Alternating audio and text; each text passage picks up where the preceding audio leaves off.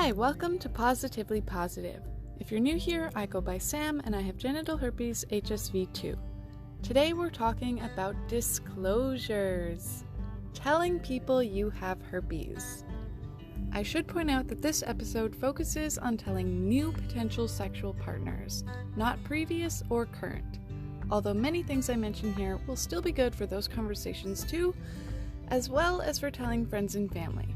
If you want to hear how I told the person I contracted the virus from, I've got a whole episode on it. Today, I'm going to talk about 5 things: preparation, timing, phrasing, results, and aftercare/moving on. Disclosure is one of the main causes of fear and anxiety for anyone with a positive HSV status, and I am here to help you out. I can do this. You can do this. We can do this. Let's talk about herpes, baby. First thing I want to get out of the way is whether or not to disclose your positive herpes status. This is a personal choice. I am going to share my personal choice with you. I'm going to share what 99% of the herpes community thinks you should do, but at the end of the day, you're the one who makes the call.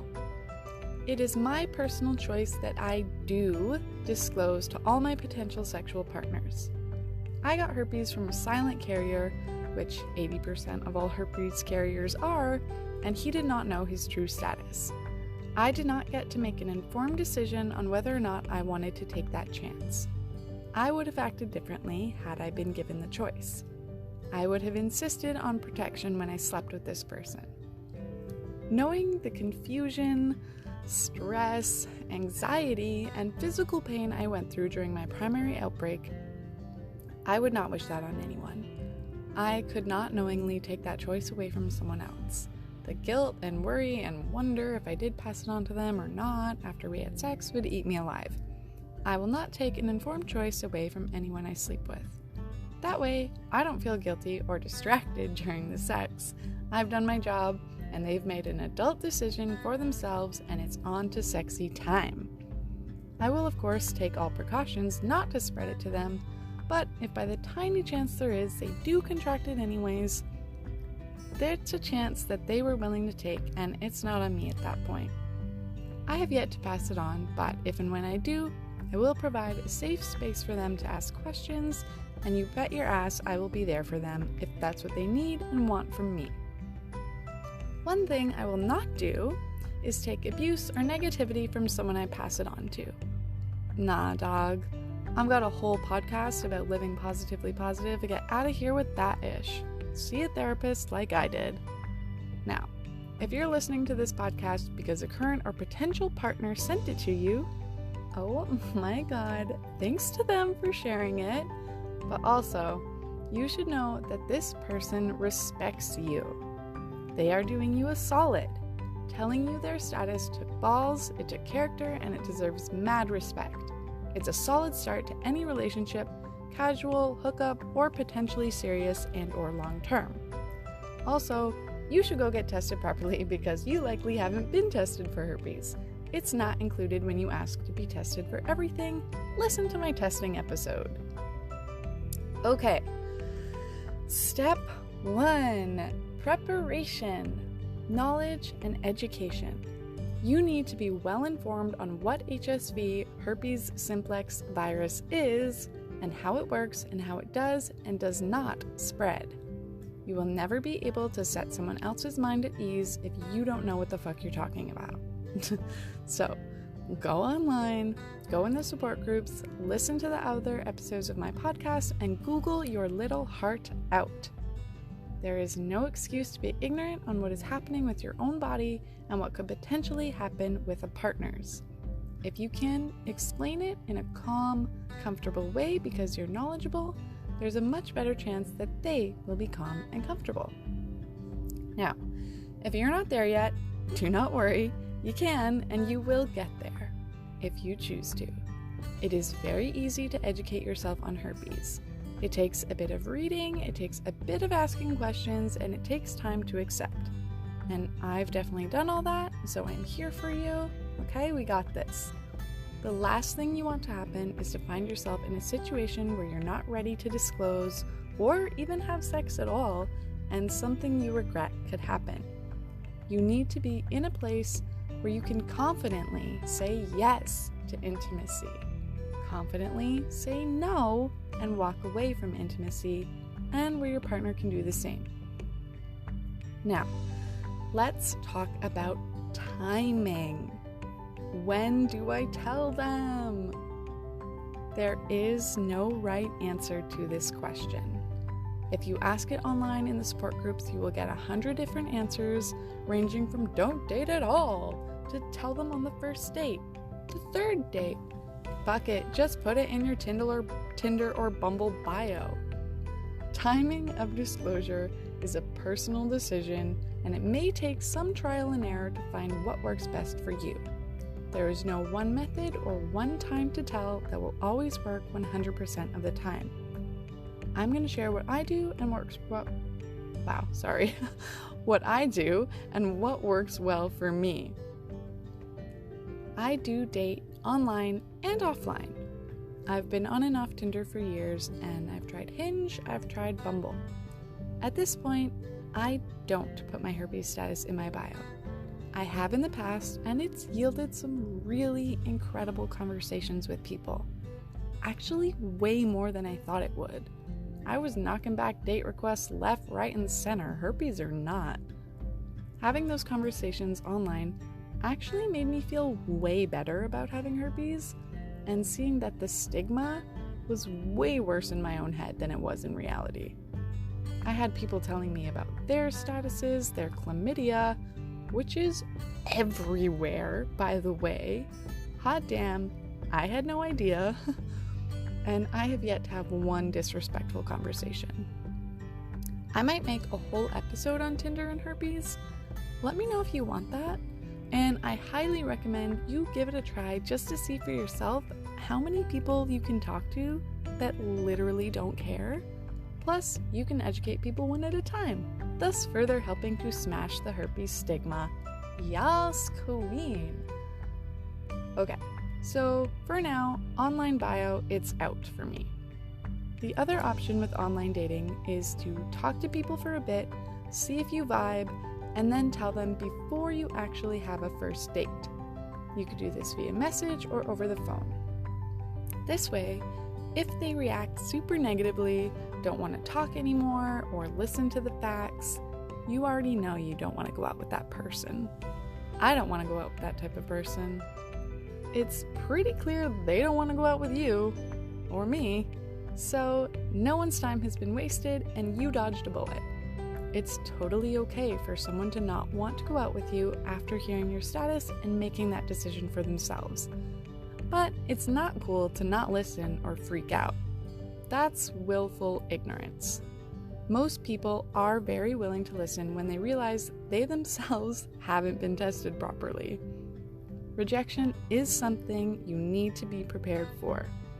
And if they make the decision to pass on a date with you, that's okay. You need to accept that right now and say thank you next. If you haven't accepted that possibility, you are not ready for dating yet. And you're definitely not ready for the shit show that is online dating. Y'all need ovaries of steel out here, herpes or not. The next timing option we have is the first date. If there is a chance you're gonna have sex that day, you definitely should tell them. It wouldn't be the first thing out of my mouth, but it definitely cannot happen in the heat of the moment when y'all are already hot and heavy. This is a bad idea. Never ever wait until moments before sex to disclose your status. For several reasons. The first being, you don't know this person and you don't know how they will react. You need to keep yourself safe both physically and emotionally. The second reason being, it is very irresponsible. You guys are already horned up, you're already turned on, and humans do not make rational decisions in this mind state. This person may say they don't care in the moment, but they may not feel that way once the excitement and the hormones wear off. They may realize how uneducated they are on it, and they may regret the decision they made in haste, and it may change how they feel about you. So, if you're going to get down to it on the first date, or you're already positive you would like to be intimate with this person in the future, bring it up in conversation during the date. Okay, next option is my personal go-to. After a few dates. I do this so that I have time to decide if I want to be intimate with this person. Do I like them like that? Do I think it would be fun? Am I attracted to them? Do I like who they are? I need to decide that they are worthy of having sex with me, not the other way around. I don't care if I have herpes or not. I'm not just going to sleep with someone because they're okay with my HSV status. I'm sleeping with someone because I want to sleep with them. Never settle for less. You do not have to accept the first person that comes along and doesn't care that you have herpes. There are 9 billion people in this world. Find the ones you like. And if you are the person listening to this because a positive HSV carrier sent you my way, then good news, baby. They think you're cute. They want to get busy. Now, what is a few dates? Well, it's different for everyone. For me, I just wait until I know I want to be intimate with them, whether that's 2 or 10 dates. Well, I probably wouldn't go on 10 dates with someone I wasn't interested in. I usually know well before that, but you take as long as you want. You do not owe anyone intimacy. You do not owe anyone your health information if it's not relevant to them. Now, that being said, I would not wait too long. If you wait too long, feelings can develop, and when your status does come out, that person may feel like they've been tricked or lied to through omission. Maybe they wouldn't have spent this much time with you because they're not willing to take a chance. Maybe they've been through this before.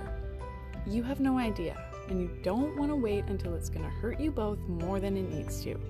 So wait until you're ready, but don't wait too long. There is no time period I or anyone else can give you.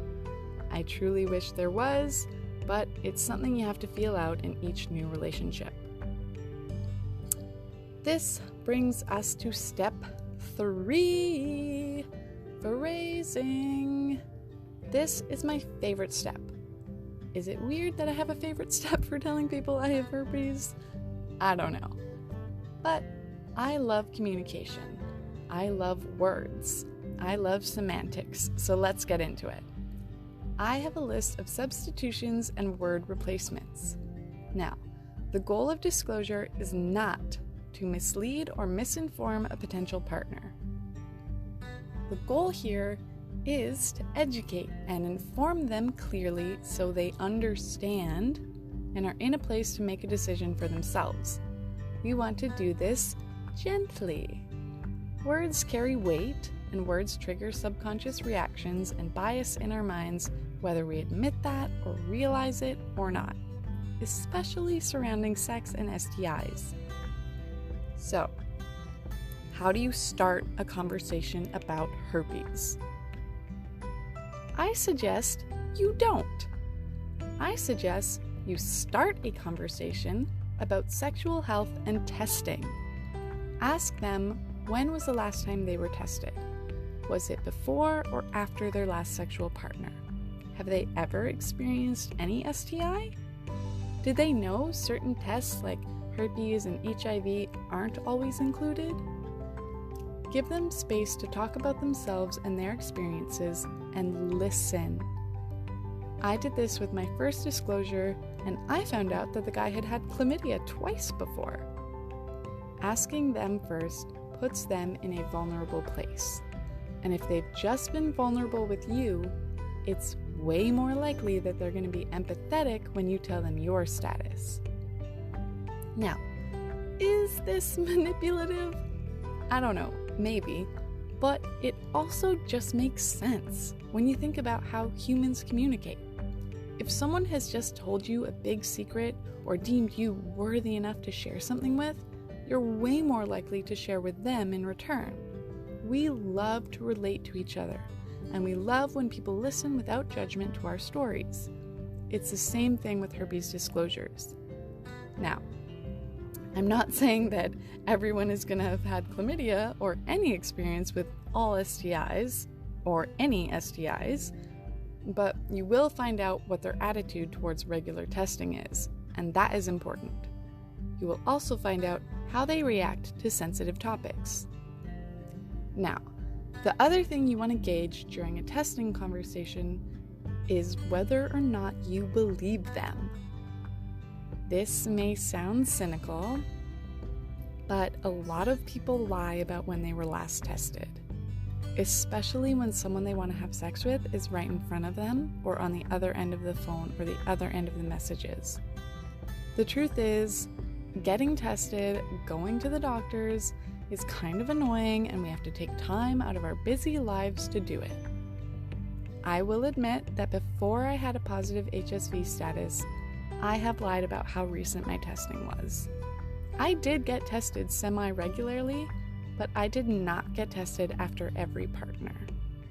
I, like so many other people, thought that if nothing was wrong, everything looked and felt normal downstairs, that my last test results were still good.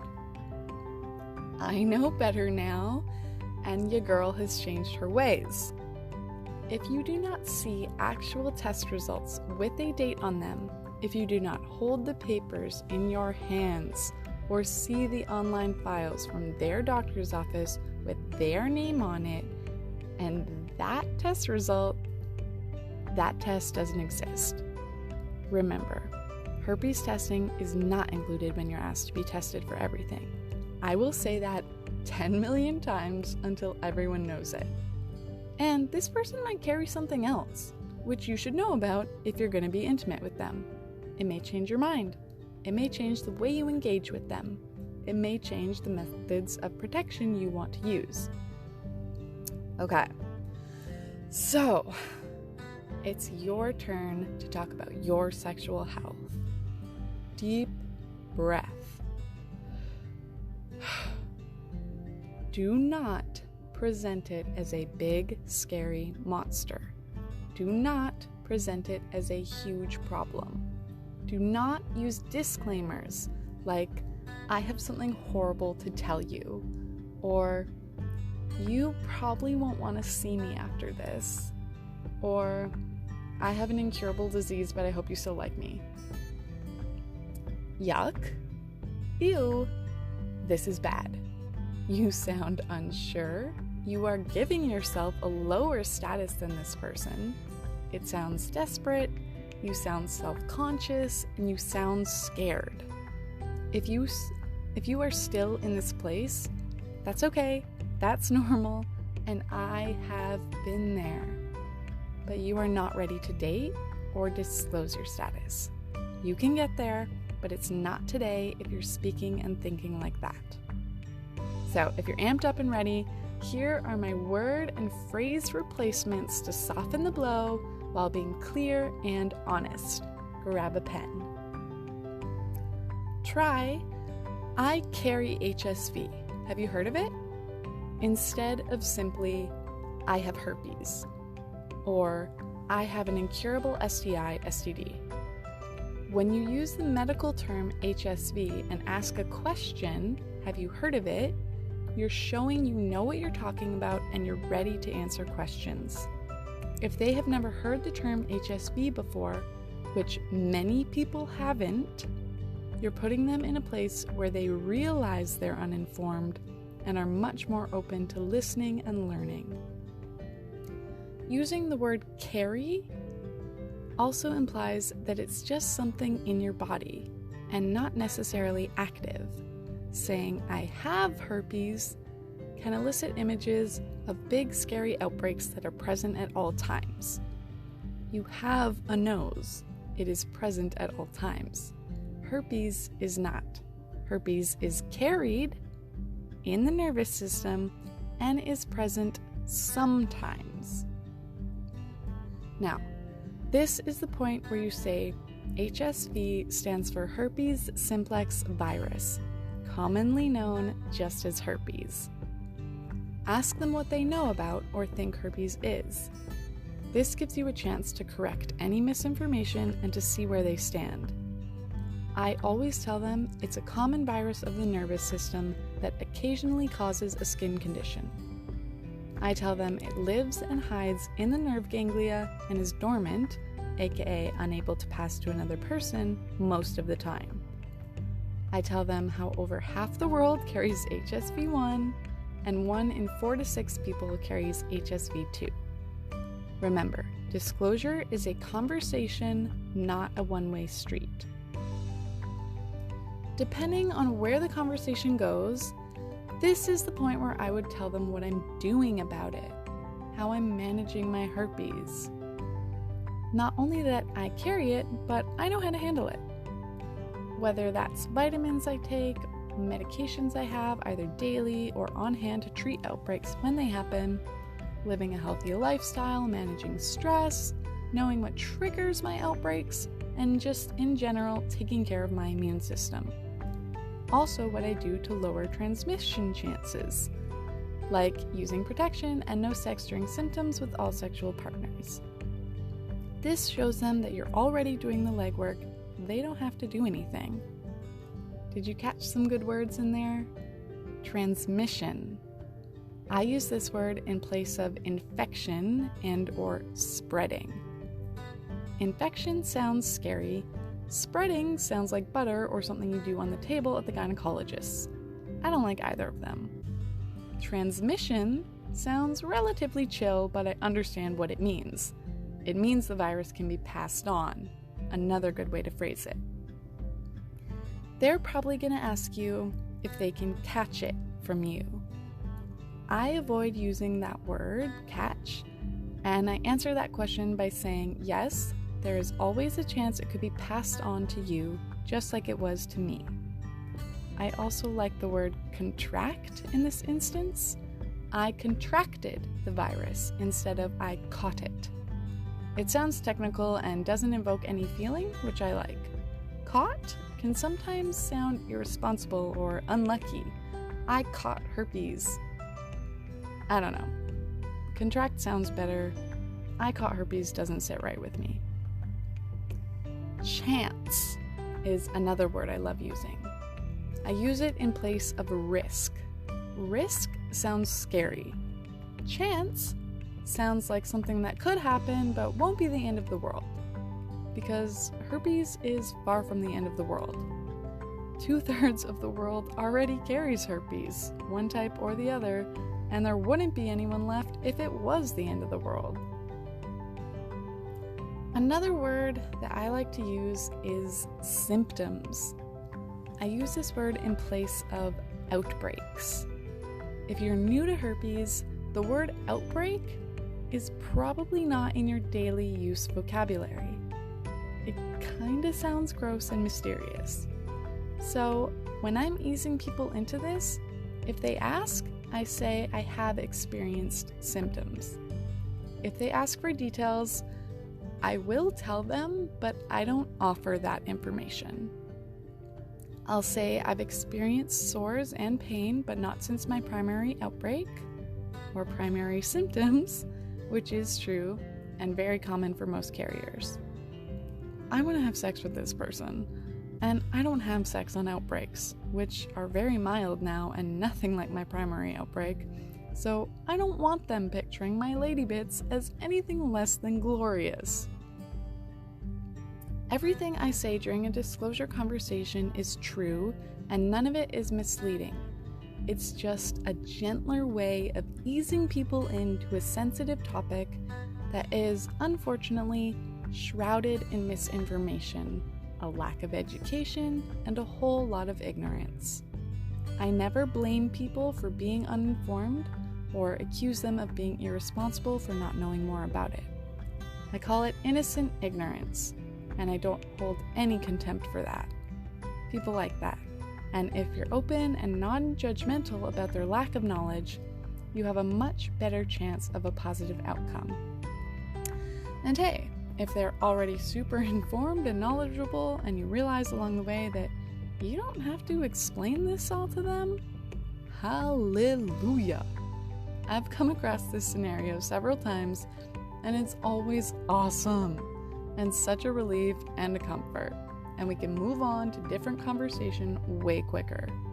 Which is another thing. If they want to move on from talking about herpes, do it. They may not know how to handle it right away, they may not want to offend you, and they may need time to look it up for themselves before being able to talk about it with you. This is okay, and is actually a big part of the disclosure process, giving people time to do their own research and make their own informed decisions. You're not the holy grail of herpes information. Neither am I. I give people as much as I can, as much as I think they can handle at one time, which is different for every person. You don't want to overwhelm them because then they won't retain anything. And then I leave it be. I let them know I'm here to answer any questions and I'm willing to talk about it when they're ready. Which brings us to the last two things in this episode: results and aftercare/moving on. They're very much tied together. Every time you disclose will be slightly different than the last. There is no perfect mathematical equation or scientific formula to yield a single result.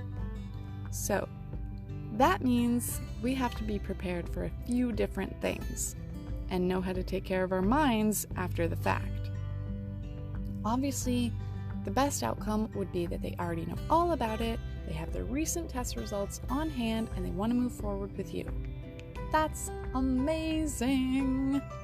And that's probably not what is going to happen most of the time. Another possible outcome is that they listen and ask questions and take time to do their own research. This is great. This is the one we want. Now, after this, they decide to again move forward with you. Awesome! Congratulations, have fun. They could also get back to you and say that they appreciate your honesty, but it's not something they're willing to chance right now, or some variation of that. This is okay, and you need to respect that and move on. Remember, if you're not in a place where you think you can move on from this, you're not ready to date yet. Dating when you're ready is a huge part of self-care and, in turn, aftercare. It's a lot harder to take care of yourself after rejection if you haven't already accepted the fact that it's gonna happen. So we also have this one. After they say they're gonna take time to do their research, you never hear from them again. The sweet little act we call ghosting. In my opinion, it's completely spineless behavior, and I don't respect anyone who does this, herpes or not. If you don't have the decency or the backbone to tell someone you've been seeing or talking to that you're not feeling it, but you wish them the best, you're not ready to date. And you shouldn't be dating until you figure out why you can't be honest. Because there's bigger problems with who you are as a person if you're out here ghosting people. And you need to figure that out before getting involved with someone else. I remember the first time as an adult that I cut things off with a guy I was seeing. I texted him that I really liked the time we spent together, but I didn't see us hanging out again in the future. It was short and sweet, and it was very clear, but kind.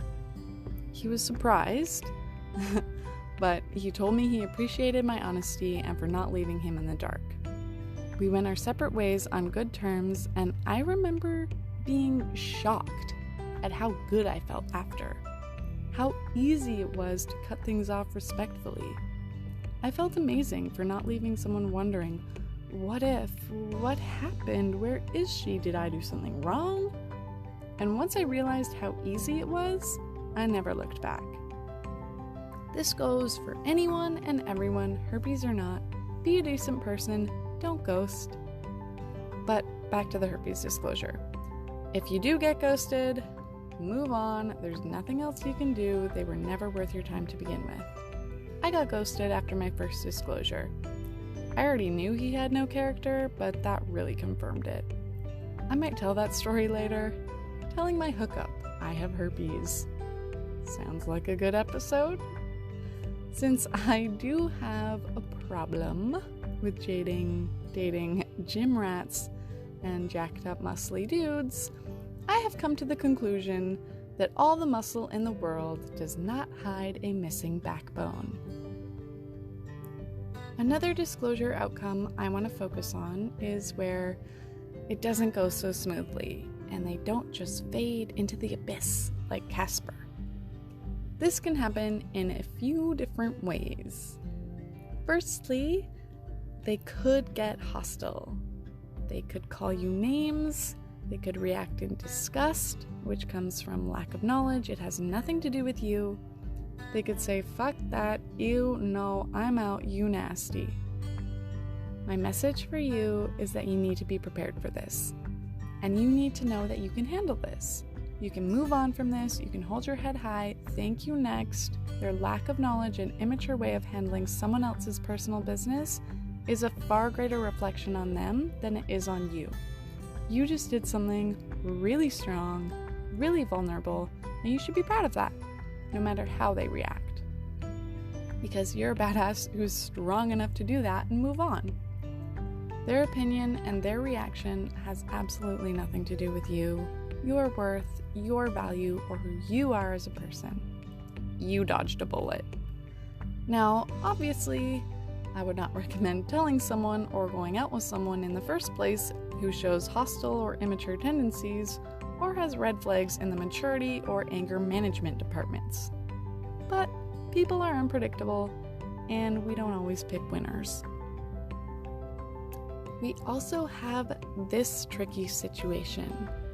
You do sleep together, and after that, they ghost, or decide they're actually not okay with the whole herpes thing. This sucks. This is confusing. This is why we never leave disclosure until the heat of the moment. And even if we didn't, this can still happen. And I'm so sorry. This absolutely does suck trash. But you can't make the decision for them.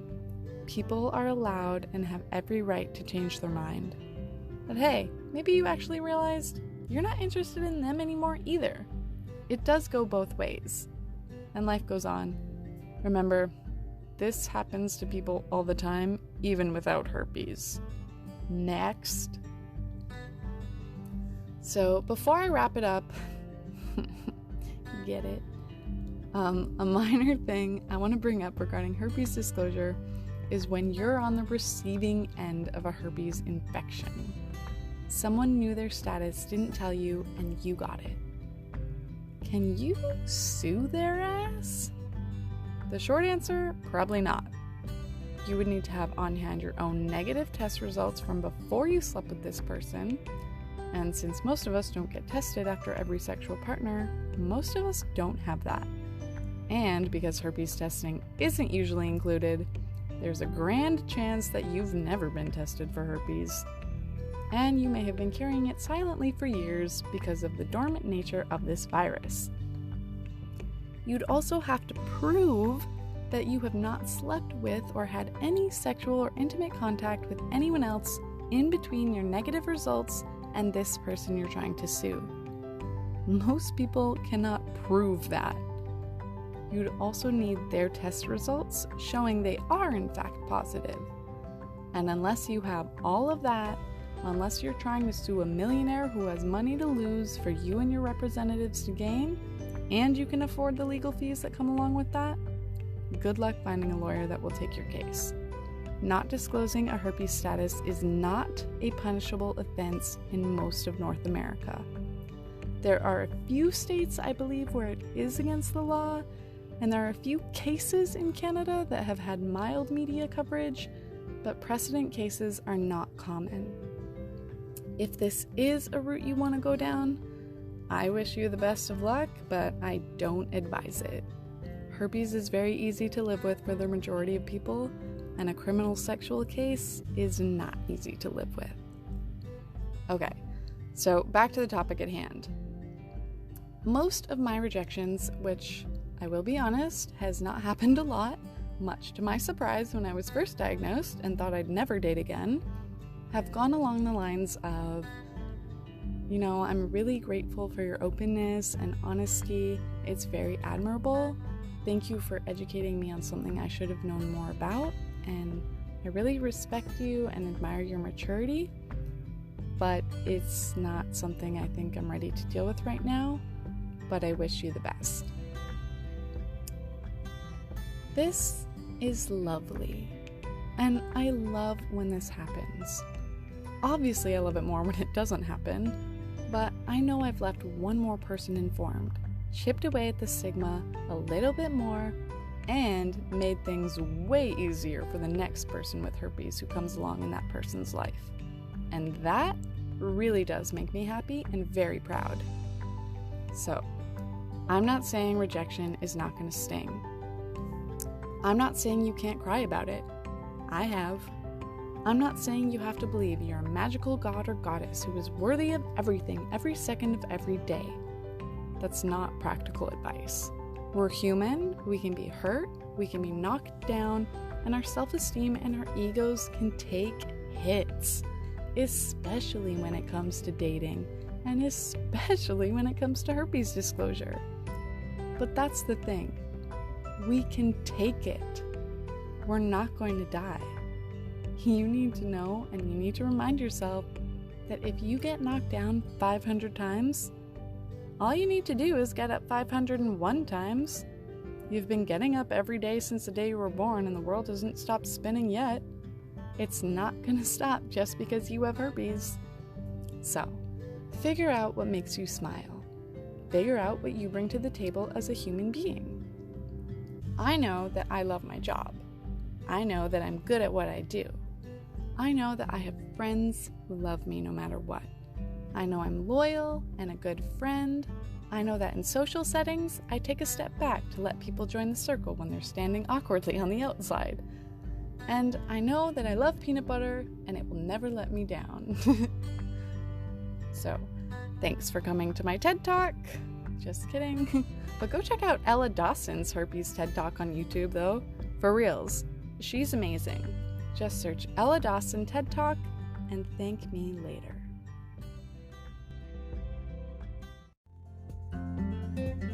Thanks for listening. Share my link with anyone you think it would help, or if you just want to say hi, I would love that too. I'm on Instagram at positivelypositivepodcast, and you can email me positivelypositivepodcast@gmail.com, or you can message me directly through Anchor or wherever you're listening. I'm out here, okay? I keep my real name private online as a personal preference, but it will be me reading all your messages. You are not alone. I'm living positively positive, and you can too.